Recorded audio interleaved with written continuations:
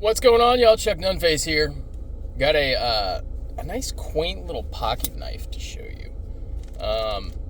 This knife right here. It was one of the two that I said was be coming in my video last week, and the first one did come in. I did an unboxing video of that on Saturday. That was the Kershaw Launch 16. So the second one came in. I'm not gonna do an unboxing. I already unboxed it, but I didn't really have time this weekend to do a video, so I'll just jump right into it.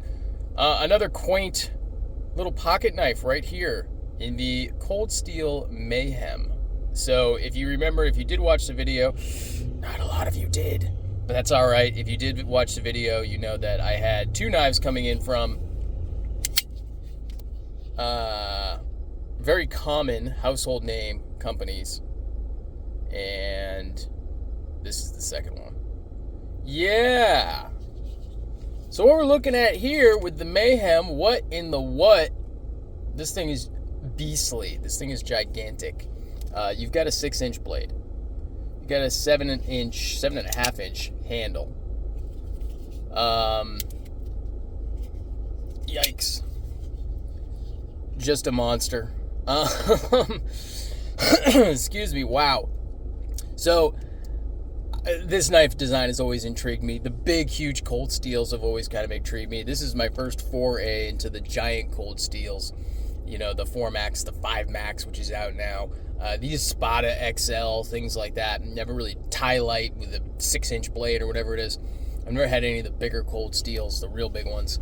So this is my first foray into that, as I say. And it really doesn't disappoint if you're looking for a large folding knife. I mean, it's almost comical. I mean, how big it is. I mean, here's a, let me see, what else have I got on me? Got the MSI for scale from Microtech. Absolutely tiny in comparison. And this is no small knife with an almost 4-inch blade.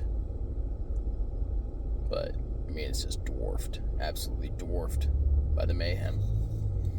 N-gauge lock, or not an N-gauge lock, Atlas lock.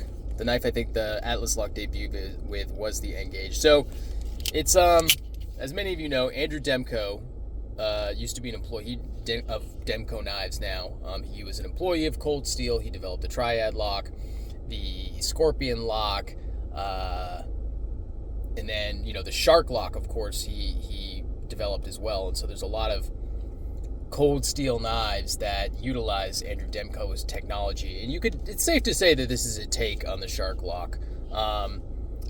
He left the company, in my estimation, assumption, whatever you want to say. I believe he left the company while still developing the AD20 and released that on his own. And I think Cold Steel probably had some sort of agreement where they say, what you develop while you work for us, which is very common across all industries, saying essentially if you develop something while you work for us, we own it. So who knows what the agreement was or anything like that. So they definitely took some cues from Demko's Shark lock design and incorporated it into the Atlas lock. And it works very similarly. It's not exactly the same. I believe the internals are a little bit different, but it's pretty similar in the way it works. But yeah, there it is. So it's got AUS, I guess, AUS 10, AUS 10A steel, which is essentially, it's like an annealed version of 440C. It's very similar to that. So it's not going to be, the highest, it's not a super steel or anything like that. However, what I have found in my experience is that cold steel heat treats, on the whole, they heat treat their steels really well, and they do a good heat treat on their budget steels also. They do a pretty good heat treat on those. And so I would imagine, I haven't used this at all, but I would imagine the heat treat, if you want to test it out, is going to be pretty good on this. I know there's some videos out there like Jimmy Slash, who's a big cold steel guy, and he's certainly, I would have to assume he's financially affiliated with them, but he's been a cold steel fan for years, and he has a knife design with them now at Competition Chopper. But in any case, he does some cut tests, and he does some chopping with it and everything else, and the lock is fine. There's no movement in it, and it maintains a fairly solid edge. Now it's chopping into wood and things like that. So I would imagine the heat treat on this is probably pretty darn good, because Cold Steel just, they're one of those companies where they don't charge a ton for their knives. I mean, yeah, of course, some are going to be more expensive than others, but they're not, stratospheric pricing on their products. And, the price kind of reflects the materials and the size and the amount of materials used and things like that in the knife. And I think, they do a pretty good job with that in what they offer their customers. There was briefly an upgraded version of this that came out in S35VN, and it had the G10 with like black and red instead of the black and gray, which looked pretty cool. Certainly more expensive than the base model, but it was out there for a while. They're not in stock anywhere. You'd have to go in the secondary if you wanted something like that, but it just depends on how dedicated you are to doing it. The pocket clip on this is comically small.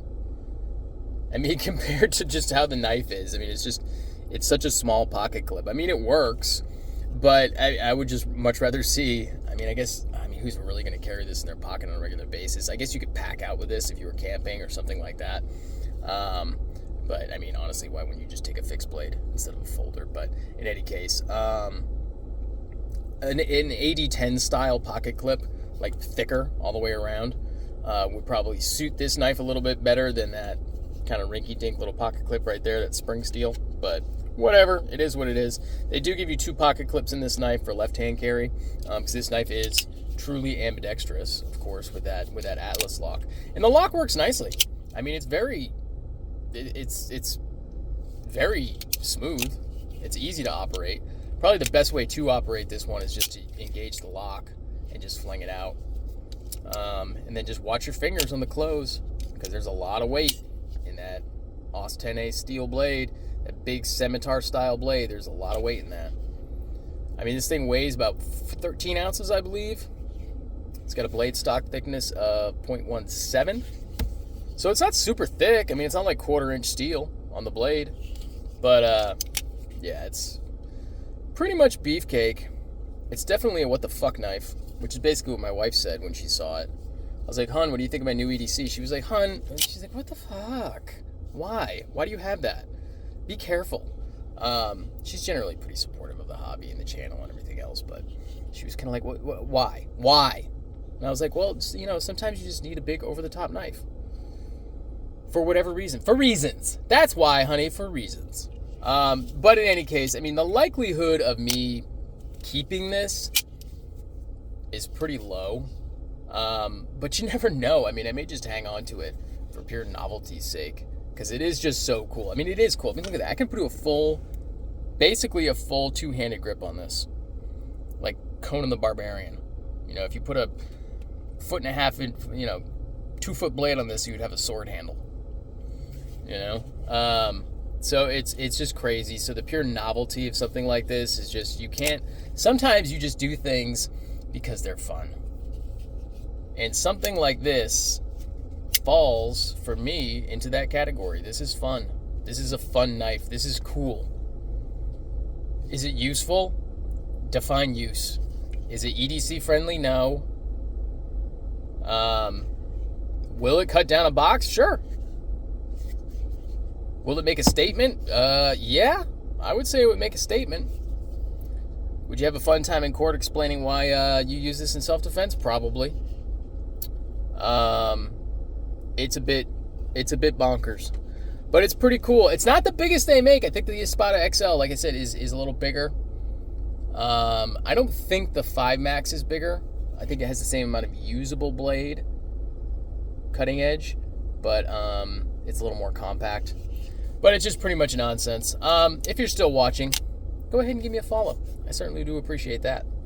No one guessed cold steel, by the way. We did have the Kershaw guess, but nobody guessed cold steel. But subscribe to the channel if you haven't done so already, or at least please consider subscribing. Give me a follow on Instagram at Chuck_Nunface. And that's going to do it. Cold steel. Mayhem. Crazy ass knife.